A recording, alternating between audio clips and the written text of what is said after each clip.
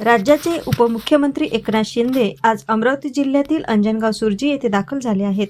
अंजनगाव सुर्जी शहरातील द्वारका चौक येथून त्यांच्या भव्य रोड शोला सुरुवात झाली आहे. या रोड शोमध्ये शिवसेना शिंदे गटाचे कार्यकर्ते, पदाधिकारी मोठ्या संख्येने सहभागी झाले असून विशेषतः महिलांची लक्षणीय उपस्थिती पाहायला मिळत आहे. ढोल ताशे, घोषणाबाजी आणि पक्षांचे झेंडे यामुळे संपूर्ण परिसरात उत्साहाचे वातावरण निर्माण झाले आहे. आगामी 20 डिसेंबर रोजी अंजनगाव सुर्जी नगरपालिकेची निवडणूक होत असून प्रचाराच्या शेवटच्या टप्प्यात उपमुख्यमंत्री एकनाथ शिंदे स्वतः मैदानात उतरले आहेत. शिवसेना शिंदे गटाच्या नगराध्यक्षपदाच्या उमेदवार डॉक्टर स्पुहा डकरे तसेच सर्व नगरसेवक उमेदवारांच्या प्रचारासाठी एकनाथ शिंदे अंजनगाव सुर्जीत उपस्थित आहेत.